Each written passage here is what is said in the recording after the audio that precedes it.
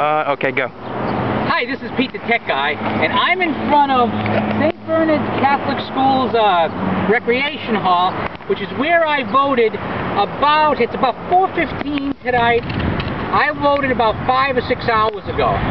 Now, I've been hitting polling places all around in Fitchburg and Leominster. I was down in Worcester today, and I've seen some very interesting things. Now, if you saw my blog this morning, I wrote about how Gabriel Gomez had not activated the grassroots, and that's one of the reasons. If you don't have any kind of deep roots, it's very hard to win. But I've seen some very interesting things today. Firstly, I've not seen marquee signs. I have seen not a single person holding a sign. So can you turn the camera over here for a second?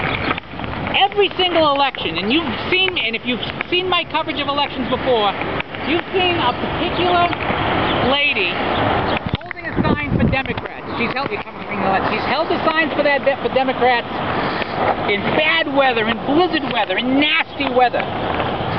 Today she didn't hold a sign. Today she didn't stand out. She was around, but she didn't stand out. I've seen no Democrat poll watchers anywhere, except for in one place, one district that was heavily Hispanic. And from what I understand, the poll watcher in question was a last-minute substitute because the other poll watchers had bailed. The feedback I'm getting from around the state is not a lot of marquee support, a lot more independents showing up than expected. No sign of an increased Hispanic support. There's no signs of Democrats rushing Hispanics to the polls. Some districts are having more, some less. But here's the thing that's the most interesting. Almost universally, the poll workers have told me that they're definitely seeing a bigger turnout than the primaries, that they're definitely seeing a bigger turnout than they expected. Still not presidential level turnout, but a bigger turnout. Does that mean Gabriel Gomez can win this election? Well, maybe his odds are 1 in 5 instead of 1 in 50 now. But everything I've seen and everything I've gotten back has been kind of anecdotal. I'm not willing to say that this is Scott Brown 2010 yet, but there's definitely something happening. I just don't know if it's happening enough.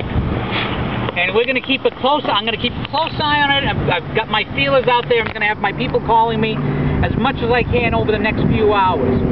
One other interesting thing, antidote. I was here earlier and filmed a little bit, but the film came out lousy. And there was a standout for the term limits party.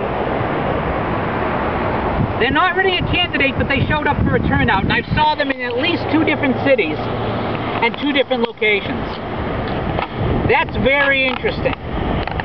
Maybe we'll talk to some more of those people. Maybe we'll have something to say about that party after Wednesday. But this is what I've seen so far. What does it mean yet? I don't know, but we're going to find out. Well, this is Pete the Tech Guy reporting.